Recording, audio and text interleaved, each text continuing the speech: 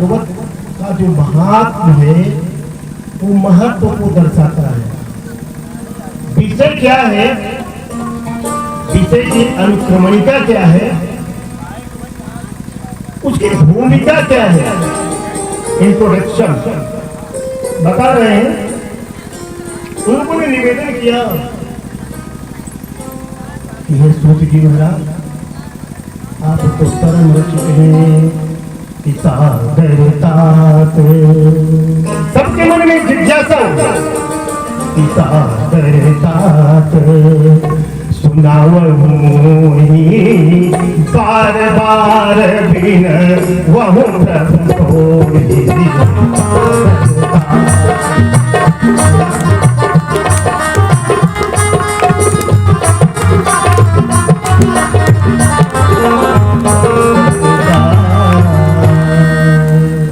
हे गुरुदेव, आपकी अगर कृपा हो, आज हम लोग 88,000 ऋषियों के साथ यहाँ बैठ करके आपके मुखारबियों से भगवान के गुणानुवाद को सुनना चाहते हैं, जानना चाहते हैं, उस परम रहस्य को जानना चाहते हैं जिसको भोलेनाथ ने माता पार्वती को सुनाया था। करके प्रसंग में बड़े विस्तार से ये कथा आएगी। चाहते थे किसी और को सुनाना, माता जी को नींद आ गया, कथा को कहीं और जाना था, जगत के कल्याण के लिए जाना था। अगर भोलेनाथ चाहते तो भाभी को मेटने की शक्ति है, माता जी को नींद नहीं आने देते। लेकिन कथा तो गुरुदेव को सुनाना चाहते थे। सुखदेव जी महाराज के द्वारा जगत का कल्याण होना था। विधि का विधान, नियति जो कहती है वही होता है। गुरुदेव बड़े प्रसन्न हुए, बोले कोई बात नहीं है, आप लोगों की राधे राधे राधे राधे, आप लोगों की मनोकामना पूर्ण होगी और अब कथा सुनाऊंगा। सबसे फर्स्ट में भगवान को प्रणाम किए, बड़े संक्षेप में नमस्कार किया। श्री कृष्ण गोविंद हरे मुरारी, श्री नाथ नारायण वासुदेव। श्री कृष्ण गोविंद हरे मुरारी, श्री नाथ नारायण वासुदेव। श्री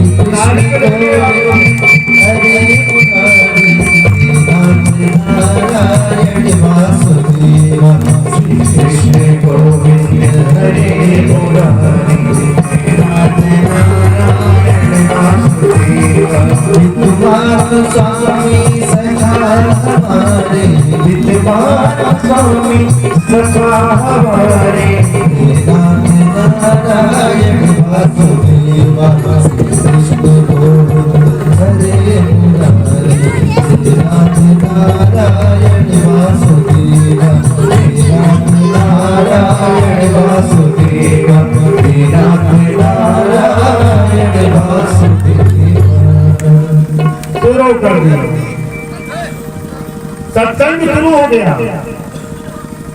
बिना सत्संग के ज्ञान होता नहीं, बिना सत्संग का विवेक जागृत नहीं होता, बिना सत्संग से बुद्धि की वृद्धि नहीं होती।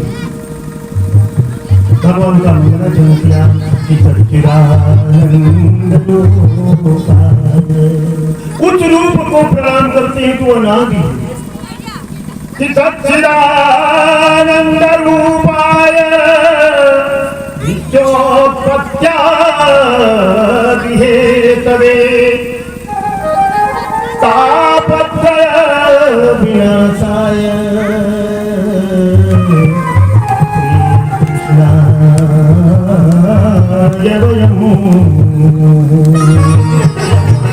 अखिल ब्रह्मांड बनाए परम पिता परमेश्वर जो सत्य है, जो आनंद स्वरूप है, जो परमात्मा जो सृष्टि भी करते हैं, पालन भी करते हैं, संहार भी करते हैं, जिनका नयादि है, नयांत है, नमध्य है, जो तीनों प्रकार के तापों का नाश करते हैं, दैहिक दैहिक भौतिक तापों से जो मुक्ति प्रदान करते हैं, ऐसे स्वरूप जो कृष्ण भगवान के हैं उनको प्रणाम करके कथा का शुभारंभ कर देते हैं। जैसे ऋषियों ने कहा कि हे गुरुदेव कि अज्ञानध्वांत विध्वंस अज्ञानध्वांत विध्वंस कोटि तुर्य समप्रभ भूताख्यानि तथा शारं मम कर्णरसायन। ऐसे बता रही कानों के लिए रसायन का तो भगवान से बढ़कर के और कोई कथा है नहीं। गुरुदेव बड़े प्रसन्न हुए, बोले आप लोगों ने आज बहुत अच्छा सवाल किया। सत्संग तो यहाँ चलता ही रहता है, नैमिषारण्य में हमेशा कथाएं होती रहती हैं, लेकिन आज से अब श्याम की कथा ही होगी, क्योंकि इस संसार में जो चिंतामणि है लौकिक सुखों को प्रदान करती है, और जो कल्प वृक्ष है वो स्वर्ग की संपदा को आप कल्प वृक्ष के नीचे खड़े होकर के जो भी याचना कीजिए वो पूरी हो जाती है। लेकिन बिना गुरु की कृपा से भवसागर पार नहीं हुआ जा सकता। एक कृपा शब्द है, हम लोगों ने बड़ा रिसर्च किया इस कृपा शब्द पर। बोलते आपकी कृपा है, बड़ी आपकी कृपा हो गई, ऐसा कुछ नहीं है। कृपा केवल गुरु से होती है, कृपा केवल गुरु की होती है। और गुरु कौन है?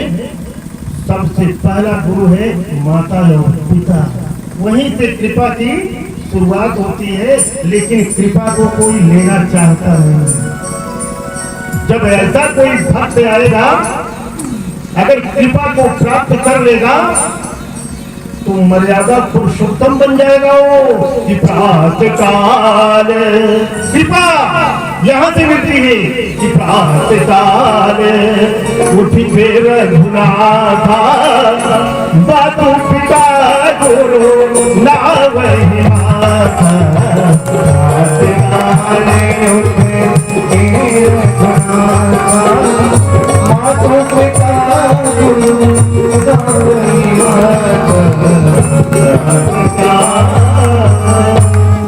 ऐसा पुरुषार्थ जब होगा तब कृपा प्राप्त होती है। और जो कृपा शब्द है केवल गुरु से प्राप्त होती है। गुरु कई प्रकार के होते हैं, इसकी व्याख्या वर्षों के कथा में विस्तार से है। लेकिन माता पिता से बढ़ करके कोई गुरु है नहीं सकता।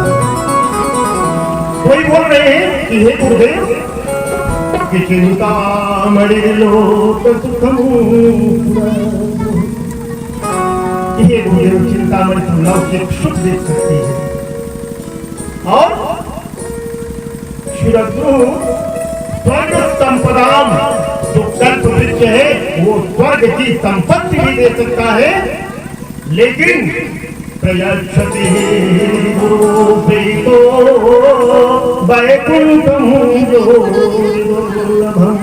जब गुरु की कृपा होती है तो इस भवसागर से पार हो जाता है, वैकुंठ को प्राप्त हो जाता है, अज्ञान को मिटा देता है, सत्य के रास्ते पर चलने के लिए प्रेरित करता है।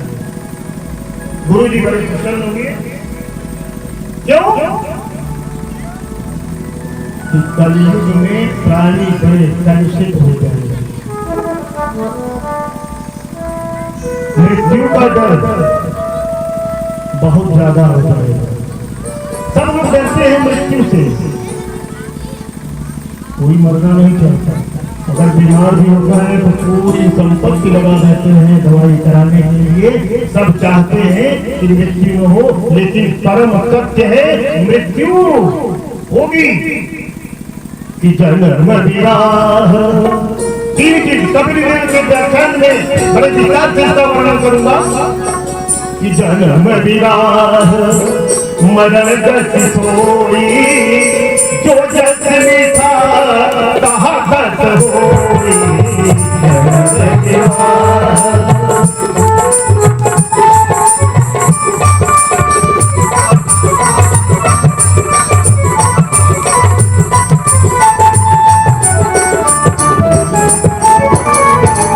ये सत्य है, परम सत्य है। कपिल भगवान ने माता देवहूति को जो 8 अध्याय का उपदेश दिया है उसमें बड़े विस्तार से ये कथा आई। अभी भूमिका केवल चल रही है। गुरु जी ने सावधान किया, बोला सावधान प्रयास करो। कोई विशेष जब गंभीर सवाल रहता है तो सावधान होकर के सुनना चाहिए, उसको जानने की कोशिश करना चाहिए, उसको समझने की कोशिश करना चाहिए। बोले जन्म जन्मांतर का जब पुण्य होता है तब यह कथा सुनने का सौभाग्य प्राप्त होता है।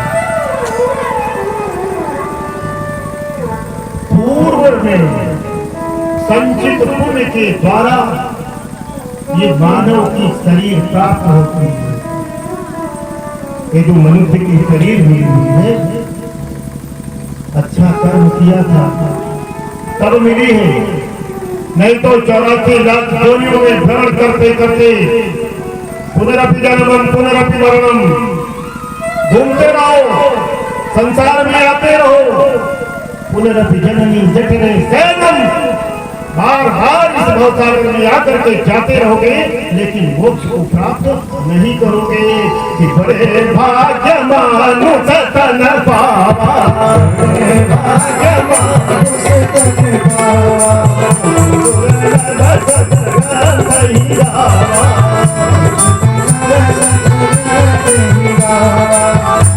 बहुत भाग्य से ये मनुष्य का शरीर मिलता है। वो बहुत भाग्य से मिल तो जाता है। यही है साधन, मोक्ष का साधन यही मनुष्य का केवल शरीर है। कि साधन धाम मोक्ष कर द्वारा,